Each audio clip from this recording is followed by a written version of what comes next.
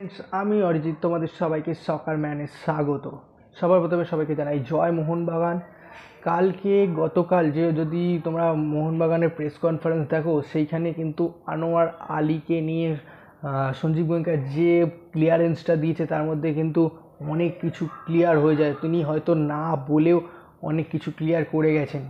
তোমরা হয়তো ভিডিও দেখলে বুঝতে পারবে। সেটা নিয়ে আজকে আলোচনা করব এবং মলিন আমাদের হেড কোচ কী বলেছে সেটা নিয়ে আলোচনা করব। তাই চলো শুরু করা যাক। এবং প্রথমেই আসে আনোয়ার আলী। দেখো, সঞ্জীব গোয়েঙ্কাকে যখন প্রেসের কিছু ব্যক্তি তাকে কোশ্চেন করে যে আনোয়ার আলী তো মোহনবাগানে খেলতে চায় না, আনোয়ার আলীর সাথে মোহনবাগানের সেই সম্পর্ক নেই, তখনই সঞ্জীব গোয়েঙ্কা কিন্তু প্রেসের লোককে বলেন যে তুমি দাঁড়াও ভাই, তোমাকে কে বলেছে আনোয়ার আলী মোহনবাগানে খেলতে চায় না বা আনোয়ার আলীর সাথে মোহনবাগানের সেই সম্পর্কটা নেই। তখনই তিনি বলেন যে প্রেসের যে ব্যক্তি ছিলেন তিনি বলেন যে আনোয়ার আলী তো ইনস্টাগ্রাম হ্যান্ডেল থেকে এটাই বোঝা যায়, অনেক কিছু পোস্ট থেকে এটাই বোঝা যায় যে আনোয়ার আলী মোহনবাগানে খেলতে চায় না। তখনই সঞ্জীব গোয়েঙ্কা বলেন যে সেই পোস্ট থেকে কী বোঝা যায়, যে কী করে বোঝা যায় যে আনোয়ার আলী মোহনবাগানে খেলতে চায় না। এটা আমারও কোশ্চেন ছিল তাকে।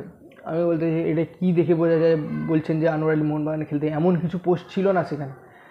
সেভাবে কোনো পোস্ট ছিল না কিন্তু যে আনোয়ার আলী মোহনবাগানে খেলতে চায় না, সেরকম পোস্ট নয়। জাস্ট ঠিক আছে, এইটা থেকে তখনই তার পরিপ্রেক্ষিতে সঞ্জীব গোয়েঙ্কা বলে এমন কিছু ব্যাপার নয় যে মোহনবাগানে খেলতে চায় না বা তার মোহনবাগানের সাথে সম্পর্ক সেই লেভেলে নেই, এমন কিছু নয়। সেটা কিন্তু সঞ্জীব গোয়েঙ্কা পুরোপুরিভাবে ক্লিয়ার করে দিয়েছেন এবং তার পরিপ্রেক্ষিতে বলেছে আনোয়ার আলী খুব মিষ্টি ছেলে, আনোয়ার আলী ইন্ডিয়ার ভবিষ্যৎ, আনোয়ার আলী তরুণ ডিফেন্ডার, আনোয়ার খুব ভালো মনের মানুষ। এটা কিন্তু সঞ্জীব গোয়েঙ্কা নিজের থেকেই ক্লিয়ার করে বলেছেন।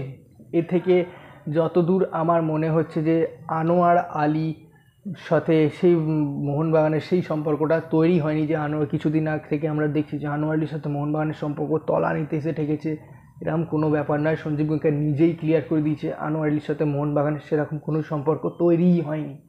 এবার দেখো, এর পরিপ্রেক্ষিতে আর একটা কোশ্চেন চলে আসে যে তাহলে আনোয়ার আলী কেন মোহনবাগানের ডিলটা টার্মিনেট করেছে। দেখো, এখানে আমি বলে রাখি আনোয়ার আলী কিন্তু মোহনবাগানের সাথে ডিল টার্মিনেট কখনোই করতে পারে না। যদি সেই ডিলটা কেউ টার্মিনেট করতে পারে সেটা শুধু দিল্লি এফসি পারে, কারণ দিল্লি এফসির মেন প্লেয়ার হচ্ছে কিন্তু আনোয়ার আলী কিন্তু লোনে আছে মোহনবাগানে। যদি সেটা ডিল টার্মিনেট করতে পারে সেটা হচ্ছে শুধু দিল্লি এফসি মোহনবাগানের সাথে। এবার যেটা প্রবলেম হয়েছে যে আনোয়ার আলী কিছুদিন আগের মেলটা দেখবে যে আনোয়ার আলী সেখানে ক্লিয়ার করে বলেছেন যে আমি লোন ডিল থেকে সম্পূর্ণভাবে পার্মানেন্ট ডিলে আসতে চাই, এটাই তিনি বলেছিলেন। এবং সঞ্জীব গোয়েঙ্কাও তার কথার মাধ্যমে এটাই ক্লিয়ার করেছে যে আনোয়ার আলী মোহনবাগানে পার্মানেন্ট ডিলে আসতে চায়, কোনো লোন ডিলে আসতে চাইছে না, সে পার্মানেন্ট ডিলে আছে। এবার দেখো, কিছু ক্রাইটেরিয়া হয়তো আছে, তাই জন্যই সেই মেলটার মোহনবাগান রিপ্লাই দেয়নি এখনও পর্যন্ত। সেটার জন্যই 2 তারিখ দেখা যাক কী হয়। আনোয়ার আলী এবং মোহনবাগান বা দিল্লি এফসি এই তিনজনের মধ্যে কী কম্বিনেশন তৈরি হয় বা কী করে কী জিনিসটা হয়, বা আনোয়ার আলী 2 তারিখের পর হয়তো মোহনবাগান কীভাবে খেলে সেটাই নিয়েই 2 তারিখ দেখা যাক। আমরাও তো জানি না এখন কী হবে, যেটা আসবে সেটা তোমাদের মধ্যে অবশ্যই জানিয়ে দেবো। এবং যেটা হবে তোমাদের মধ্যে অবশ্যই জানিয়ে দেবো। আর আমি জানি না, আমার কেন মনে হচ্ছে আনোয়ার আলী কিন্তু মোহনবাগানে খেলতে চলেছে, তাই ফিঙ্গার ক্রস। এরপর নেক্সট যেটা আসছে মলিনা। দেখো, মলিনা কালকে কিন্তু পুরোপুরিভাবে ক্লিয়ার করে দিয়েছে যে আমি আমার কিন্তু সেরা একাদশ নিয়েই কিন্তু মাঠে নামবো। এবার দেখো, আমার যতদূর মনে হচ্ছে সেটা হয়তো 8 তারিখ থেকেই হবে। এবার যে মেইন টপিক হচ্ছে যে সেরা একাদশ, ভাই তার মধ্যে কিন্তু সেরা একাদশের মধ্যে সেই কথাটা যখন বলেছে তার কিন্তু মাইন্ডে বলেছেন যে মোহনবাগান যে টুর্নামেন্ট খেলে সেটা কিন্তু জেতার জন্যই খেলে এবং যে ম্যাচ খেলে সেটা জেতার জন্যই খেলে। অবশ্যই ভাই, এটা সবাই জানে, সব মোহনবাগানিদের ভাই এটাই সব চাহিদা থাকে যে আমরা টিমকে দেখতে চাই।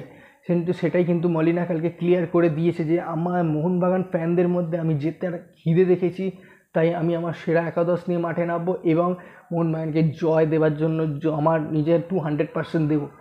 এবার দেখো, সেই কথাবার্তা দেখে আমার মনে হয়েছে মলিনা কিন্তু অ্যাটাকিং মাইন্ড ফুটবল খেলতেই কিন্তু সে 8 তারিখ থেকে শুরু করবে। এবার সেই স্কোয়াডটা এটা তো মানে হচ্ছে সেরা একাদশ যে স্কোয়াডটা তৈরি হবে সেটা কিন্তু তোমাদের মধ্যে শো করাচ্ছি। কার কার এই স্কোয়াডটা ভালো লাগে সেটা অবশ্যই জানাবে। এটা সম্পূর্ণভাবে আমার নিজের বানানো স্কোর, এবং এটাতে কতটা সফল হবে বা কোথাও প্রবলেম হবে কি না সেটা অবশ্যই জানি। দেখো, ফার্স্ট হচ্ছে বিশাল কাইত, গোলে হচ্ছে গোলকিপার হচ্ছে বিশাল কাইত। এটা তো পুরোপুরিভাবে সবাই জানে, আর কোনো হয়তো ধীরাজও আসবে বা বিশাল কাইত, দুজন একই লেভেলের। আমার কাছে মনে হয় যে বিশাল কাইত এবং ধীরাজ সিং দুজনে একই মানের, একই প্লেয়ার। হয়তো বিশাল কাইত অবশ্যই তার থেকে কিছুটা ডেভেলপ ইমপ্রুভ খেলবে। এবার হচ্ছে বিশাল কাইত গোলে। দেখো, লেফটে রেখেছি কিন্তু আমি শুভাশিস বোস, সিবিতে আছে হচ্ছে আমাদের ইন্ডিয়ান সিবি হচ্ছে রানা, এবং হচ্ছে ফরেনার যদি সিবি দেখো তাহলে হচ্ছে আলবের্টোকে রেখেছি। এবং রাইট উইংয়ে আছে বাসফোর আছে, রাই আছে। এবার আমি এইটা দুজনের নাম বললাম, সেখানে কিন্তু আনোয়ার আলীর নাম নেই।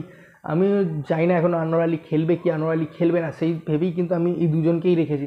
কারণ যে রাজ বাসফোরে কিন্তু খেলা আমার খুব ভালো লাগে, এই জন্য আমি রেখেছি। আর রাইয়ের কথা হচ্ছে, তোমরা যদি ডুরান্ড কাপে ফার্স্ট ম্যাচ দেখো, আমার ভাই অসাধারণ লেগেছে। হয়তো সেখানে ম্যান অফ দ্য ম্যাচ সুয়েল ভাট পেয়েছে, কিন্তু আমি যদি আমার মতে বলে সেদিনকে আশিস রায় যদি ম্যান অফ দ্য ম্যাচ হতো, সেখানে কোনো ভুল হতো না। এটা আমার পুরোপুরি পার্সোনাল ওপিনিয়ন, এবং তোমরা যদি ভুল হয়ে থাকে সেটাও কমেন্টে জানিও। এবং মাঠে আছে দেখো থাপা এবং আপুইয়া। দেখো, আমাদের কাছে যতদূর ক্লিয়ার হয়েছে, আমাদের কাছে কিন্তু পুরোটাই ইন্ডিয়ান মিডফিল্ড আছে, সেই জন্য আমি এদের দুজনকেই রেখেছি। এবং পরবর্তীতে থাপার জায়গায় সাহালও আসতে পারে, বা প্রথম দিকে সাহালও শুরু করতে পারে, পরবর্তীতে থাপাও আসতে পারে। আপুইয়া, এবং ওপরে আছে হচ্ছে ডিমি আছে মিডিলে, লেফটে আছে লিস্টন, রাইটে আছে স্টুয়ার্ট, এবং গোলে অবভিয়াসলি ম্যাকলারেন ভাই, মোহনবাগান গড, ইন্ডিয়ান গড, এই জন্য ম্যাকলারেন। এবার জিনিসটা দেখো, এখানে যদি এই ছকটা খেলানো হয় তবে কিন্তু অন্যান্য টিমের ভাই রাতের ঘুম কেড়ে নেবে, এটা আমি শিওর। কারণ দেখো, স্টুয়ার্ট আর ডিমি মাঝমাঠ থেকে ফলস নাইন এবং বলটা বাড়াতে সাহায্য করবে ম্যাকলারেনকে, এবং স্টুয়ার্টও কিন্তু রাইট দিয়ে খেলে বলটা বাড়াবে। এবং লিস্টন অবভিয়াসলি ভাই ভালো, আমাদের সবার নয়নের মনে লিস্টন, সেও কিন্তু ভালোভাবে বলটা বাড়িয়ে দেবে। এটা যদি এই ফরমেশনে যদি খেলে, তাহলে কিন্তু একটা জিনিস ক্লিয়ার করতে হবে, কিন্তু থাপার আপুইয়াকে এক্সট্রা লোড নিতে হবে, এবং ডিফেন্সকেও কিন্তু এক্সট্রা লোড নিতে হবে, তবেই কিন্তু এই প্রসেসটা কমপ্লিট হবে।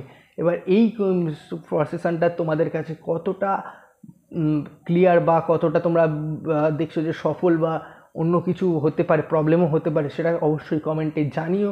আর একটা মেন টপিক আজকে হচ্ছে আলবার্তো রদ্রিগেজ কিন্তু আজকে ইন্ডিয়াতে আসতে চলেছে। রাত ঠিক 12:30টার সময় ল্যান্ড করবে ইন্ডিয়াতে। তাই সবাই কে কলকাতাতে যাচ্ছ অবশ্যই জানিও। আমার ইচ্ছা প্রচণ্ডভাবে ছিল, কিন্তু বৃষ্টির জন্য আমি হয়তো নাও যেতে পারি, কারণ আমাকে যেতে হলে এখান থেকে হাওড়া থেকে যেতে হলে আমাকে বাইকেই যেতে হবে, কিন্তু এই বৃষ্টিতে বাইক চালানো একটু রিস্ক হয়ে যায় রাতের দিকে আবার। তাই দেখা যাক কী হয়। আই হোপ, চেষ্টা করবো অন্তত যাওয়ার। তাই সবার শেষে সবাইকে জয় মোহনবাগান। যদি ভিডিওটা ভালো লেগে থাকে, সবাই কিন্তু লাইক এবং সাবস্ক্রাইব অবশ্যই করে দেবেন। তাই সবাইকে জয় মোহনবাগান। চলো।